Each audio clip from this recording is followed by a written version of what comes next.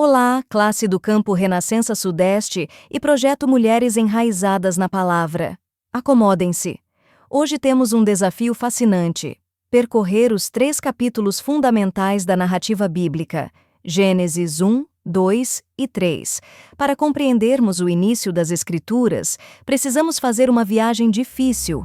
Precisamos sair da nossa mente ocidental, obcecada por processos materiais, como os átomos se formaram, e entrar na mente do antigo israelita, obcecada por propósito e função. Para que isso existe? Quando Moisés, ou o autor final da Torá, escreveu estes textos, ele não estava polemizando com Charles Darwin ou com a geologia moderna. Ele estava polemizando com os mitos da Babilônia e do Egito. Enquanto os vizinhos de Israel acreditavam que o mundo era o resto mortal de deuses mortos em batalhas cósmicas, Gênesis abre com uma declaração de paz e soberania absoluta. Não houve luta, houve apenas uma voz. O texto abre com o hebraico Bereshit bara Elohim. O verbo bara, criou, é exclusivo da ação divina.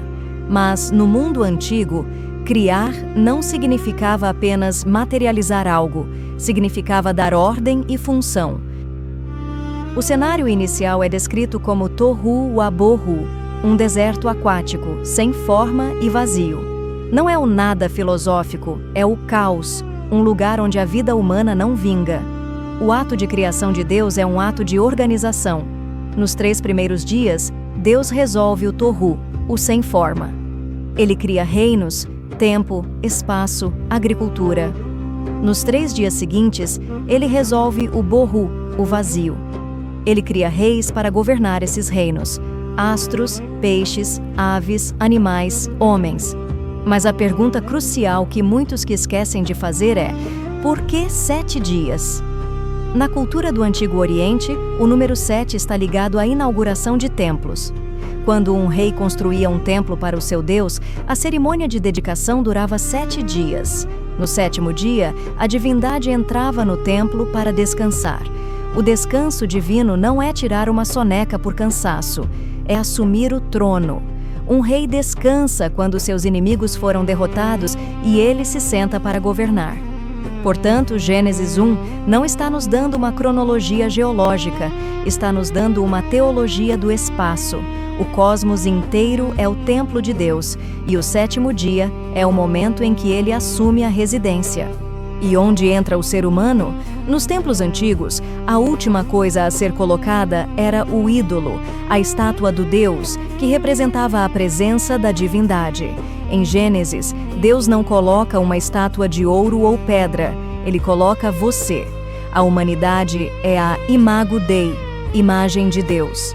Nós somos as estátuas vivas, colocadas no templo da criação para espelhar o caráter do Criador e administrar sua bondade. Se o capítulo 1 é a visão panorâmica e litúrgica, Deus como Elohim, o poderoso, o capítulo 2 é a visão íntima e pactual, Deus como Yahweh, o Senhor relacional.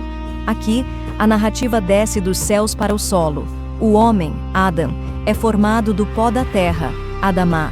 Há um jogo de palavras intencional aqui para nos lembrar de nossa fragilidade.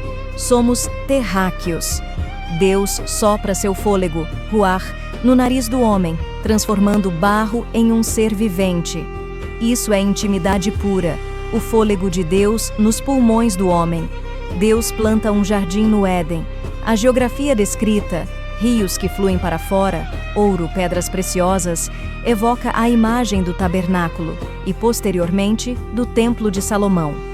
O Éden é o santo dos santos da terra. Adão é colocado lá com 2 instruções, traduzidas comumente como cultivar e guardar.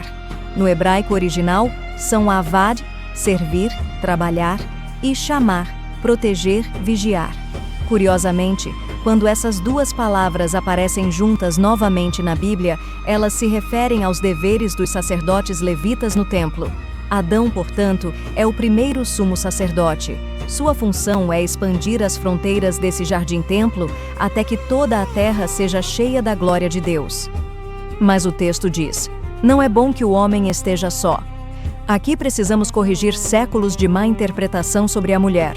Deus cria uma auxiliadora. Em português, isso soa como uma assistente ou secretária.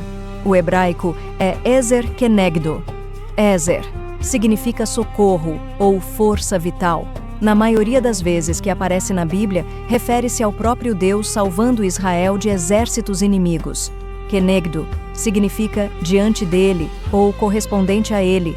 A mulher não é criada dos pés de Adão para ser pisada, nem da cabeça para ser superior, mas da costela ou lado para ser igual. Ela é a aliada indispensável. Sozinho, o homem não pode cumprir a missão de ser imagem de Deus. A imagem completa de Deus é masculina e feminina, trabalhando em aliança sacerdotal. O cenário muda. Entra a serpente, Nachash. Na mentalidade antiga, serpentes eram associadas à sabedoria, vida e morte, e frequentemente guardiãs de limiares sagrados. Aqui, ela é uma criatura rebelde que se opõe à ordem de Deus. Note a tática. A serpente não questiona o poder de Deus, mas a sua bondade. É certo que Deus disse. Ela insinua que Deus está escondendo algo bom, que ele é um tirano restritivo. O centro da questão é a árvore do conhecimento do bem e do mal. Muitos acham que o fruto tinha uma propriedade mágica. Não. Na idiomática hebraica, bem e mal é um merismo, como dizer de A a Z, que significa conhecimento total e, mais especificamente, a prerrogativa de julgar. Comer do fruto significava dizer: eu não quero mais que Deus defina o que é bom ou mal para mim. Eu quero ter a autonomia para definir minha própria moralidade. O pecado original não foi um erro dietético, foi uma declaração de independência moral. Foi a tentativa do ser humano de se tornar a fonte da verdade. O resultado é imediato e trágico, a perda da inocência. Eles percebem que estão nus. Antes, a nudez significava transparência. Agora, significa vulnerabilidade. O pecado destrói a confiança entre o homem e a mulher. A religião humana. Eles costuram folhas de figueira. É a primeira tentativa humana de cobrir sua vergonha com esforço próprio. O medo de Deus. Eles se escondem daquele que lhes dava fôlego. A sentença de Deus é descritiva. O mundo agora está quebrado. O parto, produção de vida, e o trabalho, produção de sustento, as duas funções principais da humanidade, tornam-se dolorosos, mas mesmo no julgamento, a graça. Primeiro, Deus faz uma promessa enigmática, o projeto do Evangelho. A semente da mulher esmagará a cabeça da serpente, mas será ferida no calcanhar.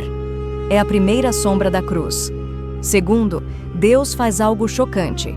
Ele veste Adão e Eva com túnicas de pele. Para haver pele, houve morte. O sangue de um animal inocente foi derramado para cobrir a vergonha humana.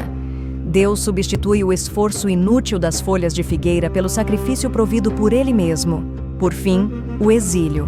Expulsar o casal do Éden parece um castigo cruel, mas teologicamente foi um ato de misericórdia severa. Se eles comessem da árvore da vida naquele estado de corrupção moral, seriam pecadores imortais, um inferno eterno na terra. Deus os expulsa para que a morte física possa, um dia, ser a porta para a ressurreição e a restauração completa. Conclusão do estudo. Gênesis 1 a 3 não é uma fábula infantil. É a constituição da realidade. Define quem é Deus, o Rei generoso. Quem somos nós, sacerdotes reais caídos? Qual é o nosso problema? A busca por autonomia longe de Deus e aponta para a única solução: a semente prometida que reabrirá o caminho para a árvore da vida. Obrigado, mulheres do projeto Mulheres Enraizadas na Palavra e bons estudos, e deixo para sua meditação. Isaías 48:13. Mas Deus fez tudo isso Ele mesmo. Eis que a minha mão fundou a terra, e a minha destra estendeu os céus. E quando eu os chamo, eles se levantam juntos.